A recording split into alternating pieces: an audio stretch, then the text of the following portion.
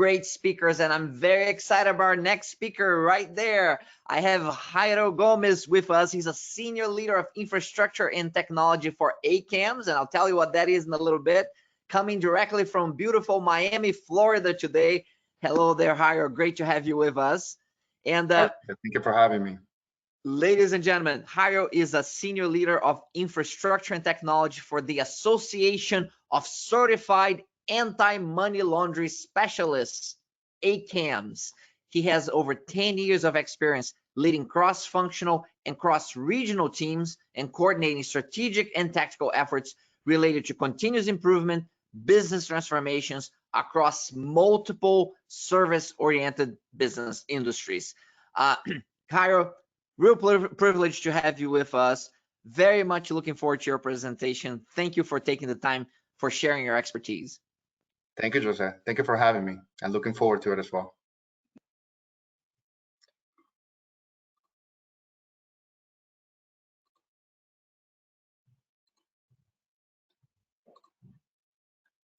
Great. Hello, everyone. Today we're going to be talking about a topic that is very dear to my heart, and I think that everyone will definitely relate to, which is regarding data and data quality. So I'd like to start this journey by first giving you an idea about the critical role data quality plays in almost every business, and I'm sure personal decisions we make. I'll do that by covering first a short passage from one of my favorite books on the topic, Humble Pie by Matt Parker. One passage that speaks about the effects of poor data quality and human errors. Parker goes into a series of examples of how little mistakes can directly impact our decision-making and cause much larger miscalculations, such as the State Office of Education in Utah, which back in 2012 miscalculated their budget by $25 million because of what they call a faulty reference on a spreadsheet. But perhaps the most shocking example was with Enron. Now, some of you may recall that in the aftermath of the Enron scandal back in 2001, there was a massive disclosure of the company's information. Part of it included more than 15,000 spreadsheets were sitting on the email servers and which were released to the public. All of those documents were quickly picked up by media, scholars, but one research in particular sought to draw conclusions around the quality and the quantity of the data inside these documents. Aside from the fact that there were 15,000 spreadsheets being shared via email, which personally is shocking enough, their findings gave an eye-opening insight into the state of the company's data. Now, if you look at the screen, one of the things that they found is that the average size was around 113 kilobytes. But one spreadsheet in particular was a surprising 41 megabytes. So I can imagine what type of data was contained in it. On average, the spreadsheets contain around 5 worksheets, but one in particular had 175 different worksheets. And I'm sure that many of you can relate to that as well.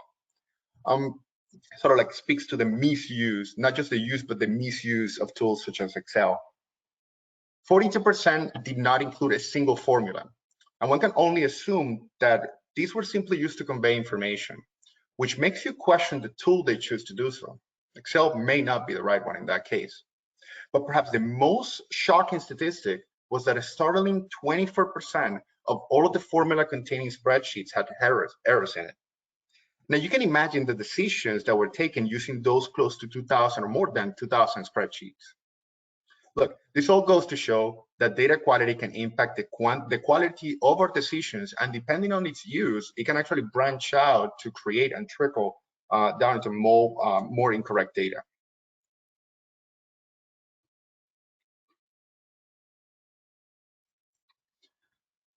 Now let's set the context of this presentation by speaking about the challenges companies face when dealing with information. But before diving into the intricacies of data quality, let's talk about data itself. We'll start by discussing data analytics, which is a relatively new discipline that emerged around 70,000 years ago when early tools were developed that could help capture information and help analysts at the time discern certain patterns and draw certain conclusions. Now, at the time, data sets were much smaller than today, and thus they were structured. So you could say that data quality was a relatively contained issue. Then around the mid-2000s, companies like Google or Facebook began collecting and analyzing new types of information, ours. And while the term big data wasn't coined until 2010, early on, everyone understood the value and the scope of the vast amount of information being collected. From customer-related demographics to personal identifiable information or companies' internal operations or sales-related figures, to lead gen data sourced from private or from public data sources. But the arrival of big data, with the arrival of big data, new technologies and processes were also developed to allow companies to mine and produce insights, which will ultimately help transform them into profit or into cost-saving operational changes. The challenge with dealing with a vast amount of information is and will always be the reliability. The companies crave data, but as much as they crave reliability as much as they crave data itself. Now, this is because information has become a fundamental part of a company's strategic decision making and the source by which many decisions are made, from evaluating the feasibility of a project, for example, to deciding which markets to avoid or go after, or to even small operational changes to help address declining KPIs. But there are many challenges that affect a company's ability to collect, analyze, and produce any form of insights. For example, you could say that data is personal and can become irrelevant and inactionable over time. If you start thinking about customers' information, the information can be irrelevant if we're not in a constant process of refreshing it. Data also needs to be mined and visualized in a business-friendly way in order to be actionable. I mean, I can't imagine drawing conclusions from one of those Enron spreadsheets, which contain around 7,000 different non-empty cells on average, without the use of any form of data visualization tool or even a pivot table. Any data-related processes, from its collection to its mining to its reporting, should also be efficient and preferably automated. But perhaps the most important challenge when dealing with data is its quality.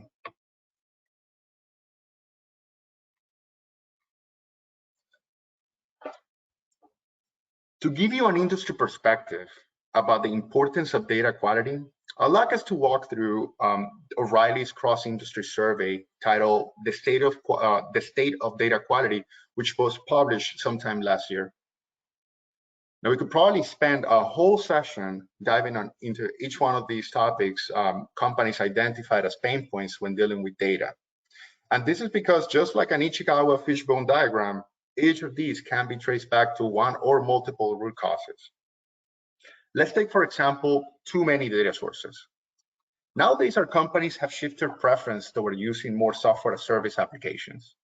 And one of the most important aspects to ensure a user experience for both internal and external customers is the integration between multiple applications.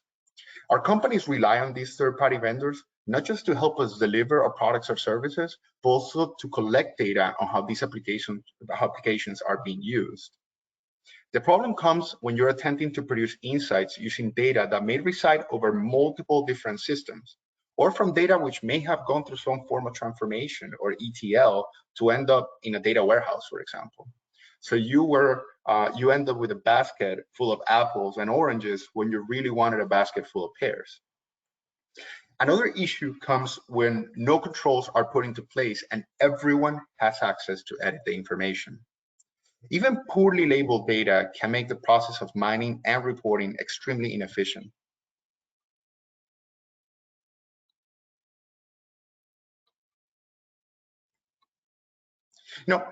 Perhaps one of the most insightful aspects of this study was the dichotomy between the frustration companies feel about poor data quality and the fact that 70% indicated that they do not have dedicated teams to address these issues.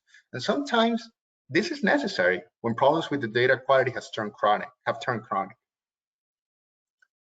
Now let's cover a separate survey, which evaluated the industry perspective on data quality and reliability, this time in the context of Salesforce. a cloud-based application used by over 150,000 companies worldwide, which also highlights some of these challenges. The survey found that over half of respondents believe that 80% of their data was not useful or reliable. Now, this may speak more to their frustration, as these type of issues can be amplified by user perception.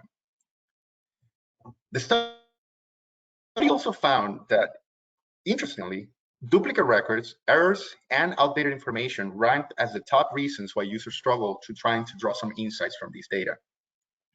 Almost half of the respondents do not have any processes in place to prevent new data from creating problems, such as having internal controls, validation rules, and some form of error handling. And almost half, around 43% of upper management and executive leaders believe that the main reason to strive for data quality is to allow for better decision-making and reporting compared to any other motivator. Look, the absence of relevant data and the presence of dirty data were the biggest blind spots to obtaining a complete customer overview.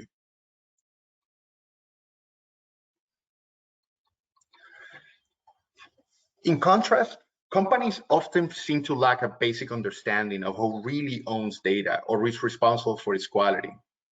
And the answer is rather that all functional areas of the business are responsible for ensuring the quality of the data.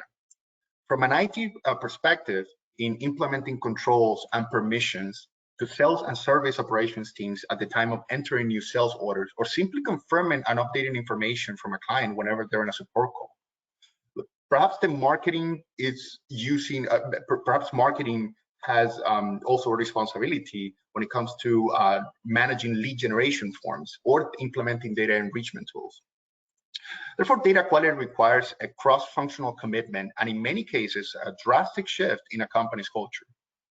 The trick is seeing the forest behind the tree and understanding that the little steps we take towards ensuring the accuracy of our data ultimately help us operate more efficiently and achieve our company's and departmental goals.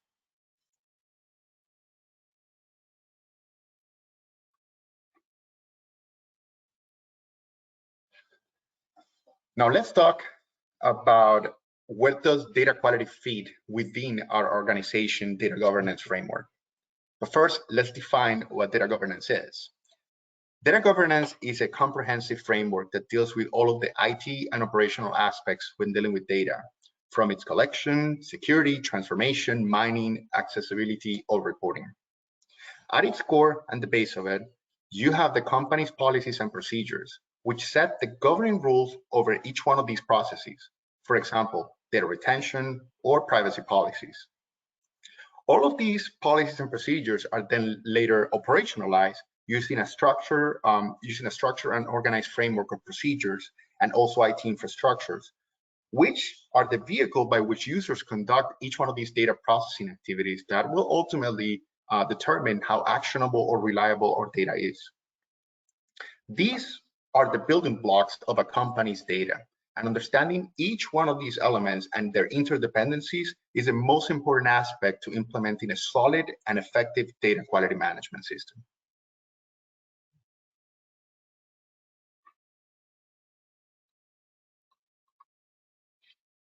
All right, now let's talk about different types of issues that you could encounter when looking at a data set. Data quality comes in many different forms, and they all require different set of controls in order to address and prevent them, whether they're technical, operational, or otherwise.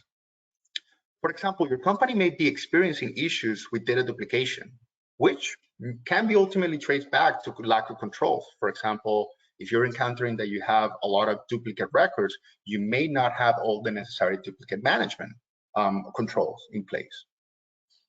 You may also have inconsistent formats, especially when you're dealing with pieces of information that require context in order to be interpreted, especially when you're dealing with multiple regions. For example, phone numbers may require area codes to be contextualized. Incomplete pieces of data, such as missing details in billing addresses, could ultimately impact our ability to invoice customers or process a payment. Or your company may experience lack of demographic data, which prevents us from understanding our customer base. So you're put in a position of not knowing who you're dealing with. You may find yourself looking at a customer record that has not been updated in years and wonder if their corporate email address or even their phone numbers are still the same. Look, you may even have a solid data quality foundation, but if your data is scattered around multiple systems, good luck trying to put together a decent dashboard or visualization without any manual intervention or the help of Excel. And last, being able to trace back the data to its source is an important aspect to ensuring its reliability.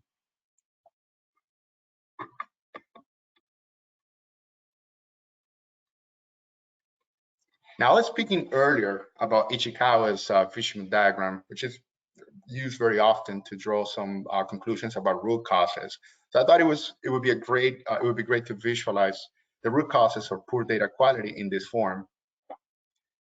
Setting aside that every data quality issue requires its own root cause analysis, I thought it was important to cover the three most common and most important factors that may produce these type of issues: technology, processes, and culture. From a technical standpoint, we previously discussed how the lack or even poor system integrations can contribute to poor data quality. If your applications do not have a governance rules in place in the form of validations or permissions, we will fail to set the boundaries that our users need at the time of entering or processing data. And we could end up facing issues like the one we discussed in the previous slide. For example, lack of duplicate management rules will allow users to enter a record that may already be in your system. A poor system architecture can also lead to inadequate processes, automated or manual, and these can impact the quality of the data collected or processed. Some data enrichment tools can help outsource some of the data quality to third-party vendors like ZoomInfo or Dun & Bradstreet, which they may have more robust and up-to-date data sets about our customers, for example. And of course, bugs. We can all relate to that one. Bugs more often than not will cause issues either directly or indirectly. For example, failing to store records or generating duplicate ones or overwriting data. Bugs will persistently decay the quality of our data unless and until these are resolved. Now, moving on to from an operational standpoint, our business processes and procedures must also cover proper data processing practices and should outline the importance of following such guidelines. This is why a solid document governance and training will go a long way in addressing the operational aspects of data quality. This will ensure all processing activities, such as entering a new lead, will follow the proper standards before that user hits the save button. Now, IT controls can be effective, but ultimately the responsibility falls on the user who is creating, editing, or removing a record. And last but not least, we have the company's culture. While, and I can't stress this enough, there is a shared responsibility about preserving the integrity of our information, I strongly believe that a data-driven culture is an organizational shift that goes from the top to bottom and starts with the leadership commitment to implementing a company-wide data governance strategy. Small steps will go a long way. So even getting the basics right is better than just having no structure at all. So I strongly recommend that you go through the exercise of asking yourselves which of those building blocks that we covered earlier you have in your organization or are covered in.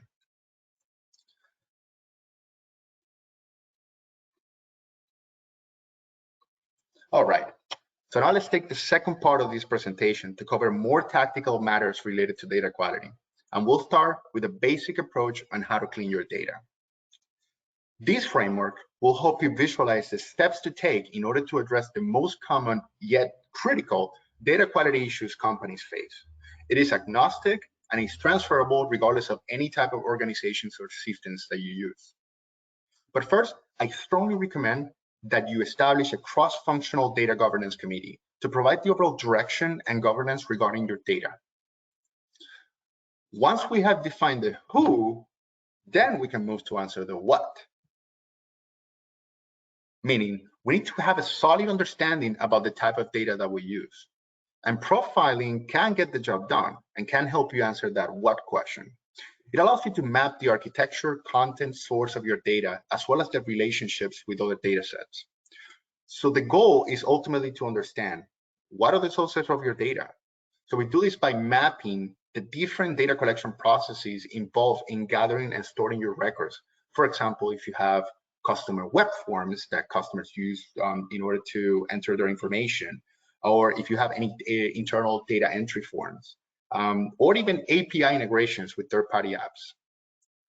Then we want to understand the scope and the size of your data. For example, understanding how many records, what is the aging of your data, and at what rate does your database grow. We also want to identify the types of data that you have.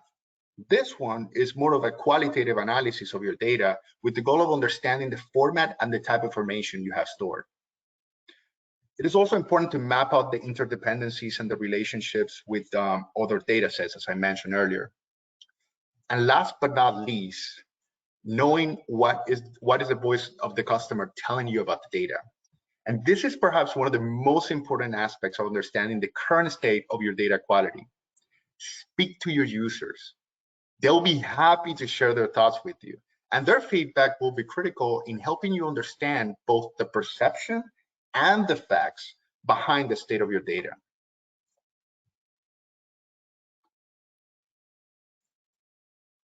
Now we've covered the who and the what. Once you have a solid understanding of the scope and the magnitude of your problems, the next step is to outline and prioritize the issues. And as with any other decision, the rule of thumb here is to prioritize those issues which would ultimately drive more benefits. So it's important to understand what is important to your business. Perhaps there is a data quality issue potentially causing a compliance gap, or perhaps impacting our ability to run accurate financial reporting and forecasts. The goal here is to align the priorities based on the company's strategic goals. Then we have perhaps the most tedious and arduous, yet the most rewarding step of all, cleaning your data. This is because if you got your priorities right on the previous step, then you should start seeing the benefits as you complete each one of these data cleaning milestones. Now, in order to avoid a garbage in, garbage out type of situation, we should always address the underlying issues that produce the data inaccuracies in the first place. It is important that we understand the root causes and set clear plan to address each one of these via either resolving any outstanding bugs or issues, setting the IT controls those governing rules and the IT controls in the form of permissions, validations, and addressing any process and training gaps.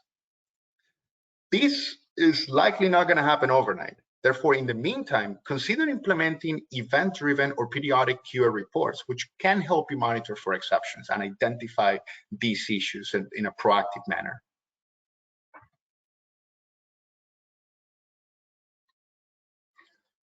You may also consider using a tracker or a scorecard and monitor each one of these data cleansing activities and their impact, as you address the underlying issues causing them.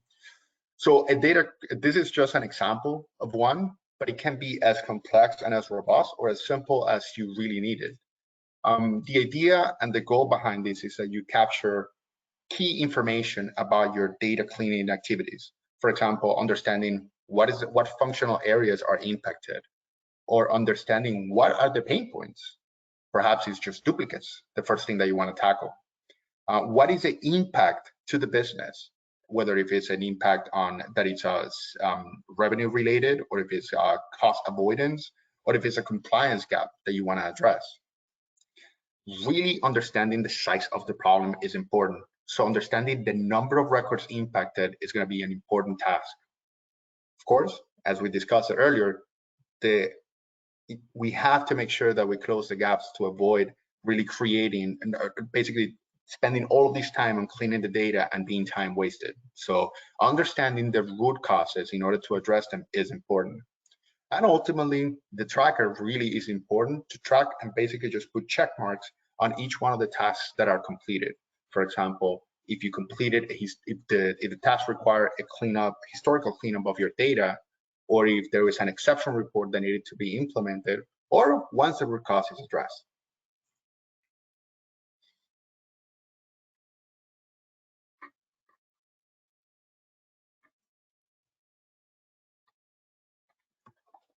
Once that framework is in place, we'll be in a much better position to monitor for these errors, identify the root causes, addressing them, and reevaluating the need for further exception reporting. Last, it is important to understand that pursuing data quality requires a constant commitment both from a cultural and an operational standpoint. And even getting the basics right will go a long way in improving the usability and the actionability of your data. And will provide a foundation pertaining to compliance, which will ultimately benefit our organizations. So you'll basically be following this cycle that you see on your screen, where we're all going to be constantly monitoring the exceptions, identifying root causes, addressing them, whether if they're related to a bug in your system, or maybe there's a training gap and there's in your data processing activities like data entry that need to be addressed. So it's important that you collaborate with these other cross-functional teams to close those gaps, and then once you've cleaned up the data and you have cleaned up historical data that may have been affected or impacted, and once you've closed those gaps, then the last step is really reevaluate if you need, if there's further needs for exception reporting. And on that note, I wanted to conclude the session and thank everyone. And I really, really hope that this was helpful in giving you some of the building blocks in order to recalibrate our approach to data and data quality. And with that note, I would like to open it up for questions and call back Jose. Excellent, Jairo. Very, very good. A masterclass on the data quality here for us. This is such an important topic because we can't really leverage great technologies to their full potential if the underlying data that we're using for a lot of these technologies is not good. I'm going to ask you to stop showing your sharing your presentation. There you go, so they can see us in the bigger screen. And we have time here for questions with Jairo. So if you haven't submitted your question yet, go ahead and submit that, and I'm going to be monitoring them as we continue our discussion here. So Jairo, first question is related to this challenges that you highlighted here in your presentation are large and many challenges. I mean, if you just think about business process management alone, most organizations don't have a good handle on their processes, on their key business processes. They don't know how to measure them effectively. And we haven't even started talking about data yet, because if they had good processes and if they knew how to measure the health of those processes effectively, then you would have maybe some health metrics for those processes that you could monitor. And now you're getting to the point where data quality really matters. But that's a big set of assumptions that I have there to get to the data itself. So I'm curious, and this is just one path of challenges. There are many other paths that you have discussed in your presentation. I'm curious, how do you start taking a bite out of this elephant? You go into an organization and governance is unclear, business processes are not clearly defined. I mean, the organization is functioning, they're even making money despite all of that. So how do you start if you don't have something in place right now, a focus on data quality? Well, it's going to sound overly simplistic to some, but you said it yourself, it's one bite at a time. It all really starts with understanding the foundations of it. So there's two ways of approaching this. Building the foundation from the ground up, and that means understanding what are our governing rules. And then based on that, building the processes. Now, you said it yourself, many organizations are already focused on their day-to-days. So this is just something that is an afterthought, just they don't think about it much. So starting with the other approach, which is it's more reactionary, but at the same time, it's more reactive, but it is also effective, is to establish, as I mentioned, a data governance committee to make sure that this is in people's minds. And it's basically ensure that this is a priority for the business. Starting to look at each one of these data issues, and I mentioned this, and I can't stress this enough, it's important to capture the voice of the customer. Really understand what are, and by customer I really mean internal customers, external customers as well. So really, we need to understand the feedback from those users that are actually entering the data in the first place. And yes, there will be a combination of perception. That's why I said that there was a combination of both perception and facts around it, but it is going to be important to hear them out. And every single challenge that you end up capturing with regards to data quality is ultimately going to have a root cause. I covered a few that were, to me, the most common and the most important ones, but it will likely have a component, each one of these, or a component of. So there maybe is a process that needs to be revised. And you're absolutely right. We can probably have a separate session just talk about continuous improvement, because there's a lot of benefits in going through these type of process documentation and continuous improvement exercises. You mentioned that companies just are focused on their day-to-day, but I challenge that, or I encourage people to look at and just get a group with the process owners and document each one of those steps in order to accomplish any task in the organization. More often than not, what you see is that as those SMEs are going through the steps, they're going to ask themselves the question, wait, we're doing that? Really? Yeah. And they'll scratch their heads and they'll see, okay, so that's not as efficient as we thought. So just putting the process in front of you will give you that. There's definitely all these other fancy tools that can be used in order to identify root causes, or in sort of like these type of like Six Sigma or process improvement efforts. But getting the basics, which is understanding what your data processing activities are, will highlight the issues on its own. That I guarantee. Yeah, that's a good tip. I have Eliana Montoya here is asking a question. First of all, she says this was a great presentation, and she has a very specific question about a term they used during the presentation. What are event-driven QA reports? So it's really, those can be used depending on the application or the systems that you have. But event-driven reports at its core is it's a type of automation that you can set in place so that it creates exception reports based on certain conditions. For example, if you want to generate an exception report that is catching instances where your customer data is missing some demographic information like industry, then you can have an exception report that just throws automatically, or comes out and just says, hey, there's 500 records, or there's 200 records, or there are 5 records that just meet this criteria. So those are the types of event-driven. They have to meet a specific criteria. And QA reports are an important aspect of this, by the way, because it will help you monitor, it will really help you monitor the state of your data. It's not just a one-time thing that you'll do. If set in place exception reports can really help evaluate, monitor, and ensure the quality of your data is maintained. That's very good. Thank you, and thank you for the question, Eliana, on that. Now, Jairo,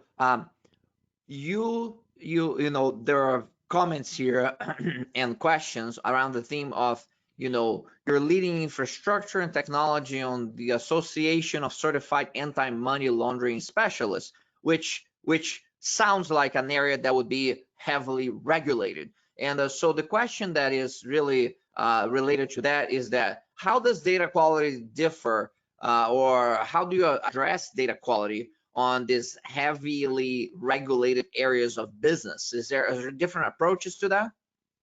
Well, I'll speak to that in the broader sense of compliance and how data quality really interacts with the scope of compliance.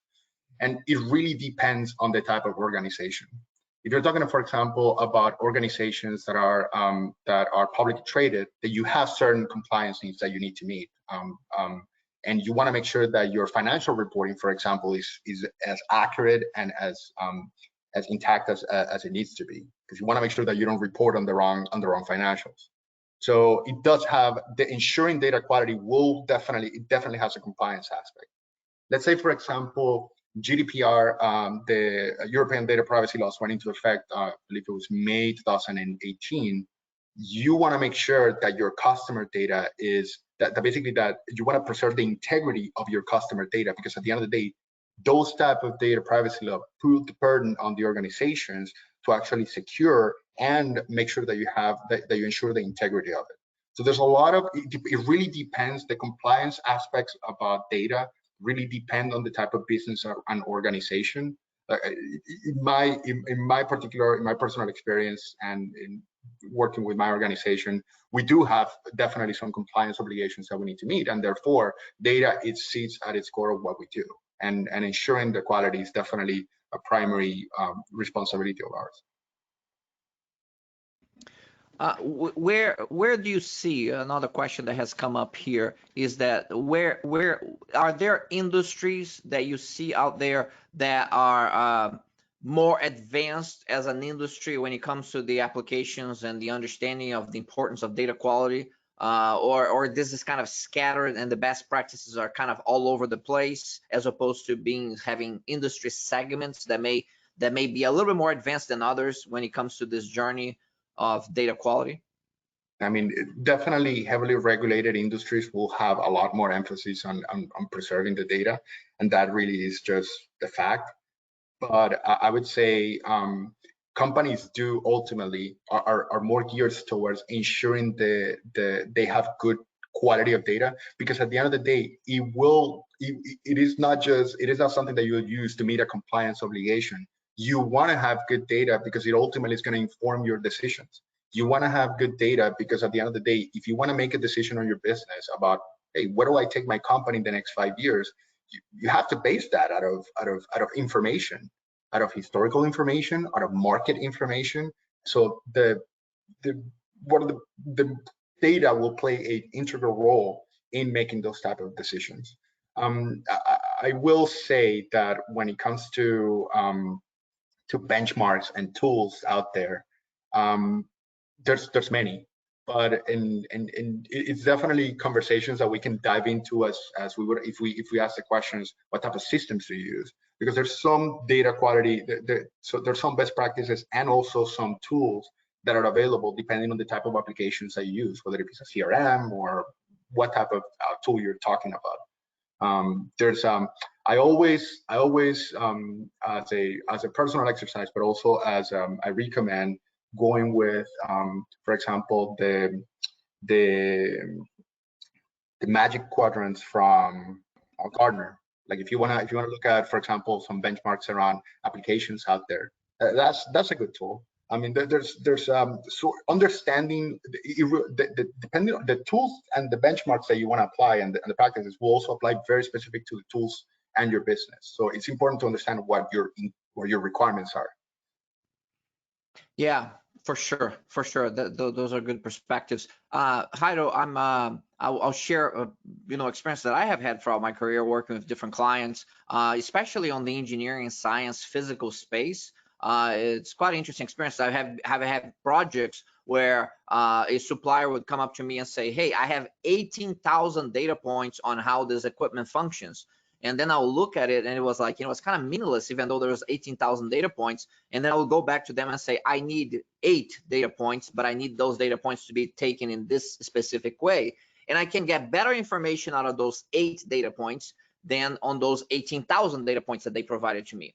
So the point is, the extrapolation of that is going to an era of big data. We have big data applications everywhere versus small data applications, and quite often small data, if it's collected right, has better information and quality than big data. So specific to the application of big data, how do you ensure big data quality?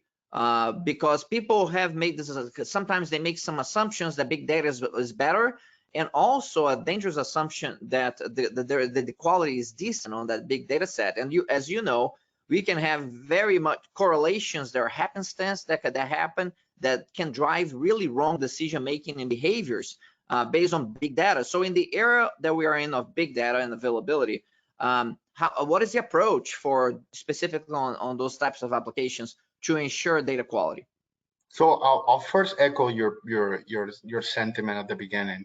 I strongly believe that big data amplified the issue with data quality, because at the end of the day, the amount of information just completely grew exponentially. The amount of information that we started collecting on everything, on our clients, on our systems, and absolutely everything. it all goes back, and I'll take you back to that slide around the building blocks. Look, it is, if you have good policies and good policies around data governance, it will ultimately, that's just a foundation of everything. It is the basis upon which your infrastructure, your IT infrastructure is built. It is the basis of how your processes are built. So having that framework or policies on how you basically the framework or that baseline, it's always going to help. So it's having just speaking about it. I kept saying earlier, getting the basics right will go a long way. So I'm not saying some of these things people may look at and may think, oh, you know what, that's very aspirational. That just, I mean, we're probably light years away from having a very comprehensive and robust data quality management system. You don't really need to get to that point. You really just need to get the basics right and understanding those questions. What type of data do you have? Understand it. What is the format in which in that type of data? What is the understanding? Where is your data located? How is it being collected? So getting the basics right and understanding where your data is coming from, it's going to go a long way. You don't have to really get to that all robust implementation of a data quality management system to make a difference. Very well. Jairo, one final question here. If you're using, is there, like in your practice, because you're a practitioner, that's why we like to have speakers like you. You do these things. You just don't write a book about it, but really, and interview a few people. In your practice, are there useful tools, techniques that you're using for data quality that you would suggest that people should check out? Like I was telling you earlier, I think it really depends on the system that you use. For example, if you're using Informatica, for example, is a company that does have a lot of data quality tools or applications that you can use to collect, or sorry, to clean your data. Maybe you want to refresh customer data, and I was speaking about companies like ZoomInfo and Dun & Bradstreet, who have these massive, robust customer databases that can help you refresh some of the data that you may have on your customers. Maybe if you're using Salesforce, you want to use Cloudingo. I think it's one of the apps that is related to data quality. It really depends on understanding. The tools are out there, so it starts with understanding what your requirements are, and again, getting those answers to those questions that I mentioned earlier. That's excellent. Jairo, thank you so much for a masterclass on data quality. We appreciate the insights and the thorough approach that you use in explaining those concepts. There is great insights on your presentation and on our dialogue. So we're very thankful on behalf of our global community for you to take the time, share your expertise with all of us. Thank you, Jose. Thank you for having me. Thank you, everyone. Ladies and gentlemen, that was Jairo Gomez, who is, again, the Senior Leader of Infrastructure and Technology at the Association of Certified Anti-Money Laundering Specialists, ACAMS, and with a masterclass on the importance of data governance, structure, and specifically data quality. This is a very important subject, easy to be overlooked in organizations because of other competing priorities and sometimes a bit of a rush to implement technology. Now, we're gonna wrap up today, and I wanna set up a little bit about what we're expecting tomorrow. We're gonna have great presentations tomorrow, again, from global industry leaders in IT infrastructure and cloud.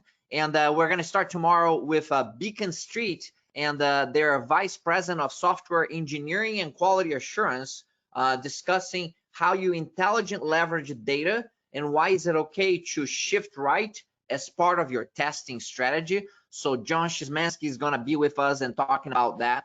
We're going to have presentations from Walter Skluer and banking, and we're going to finish the day with the head of client delivery management for the EMEA world region from SAP. Ashima Rahija is going to talk about purpose-driven cloud strategy and the role of IT infrastructure in it. Ashima is a global leader in this area for SAP, and among with all the other speakers tomorrow, will provide a very comprehensive view, multifaceted view of IT infrastructure and cloud strategies. So for now, we're gonna wrap up here. I ask you that if you have questions, commentary, you wanna thank the speakers, the sponsors, check out under LinkedIn, Jose Perez, see the posting that I have about this conference, and make your comment there. Again, we appreciate the engagement that you have with us during the conference and after the conference as well. And wherever you are in the world, have a great rest of your day. And I look forward to seeing you here tomorrow again for another great day on IT infrastructure and cloud strategies. Thank you for now.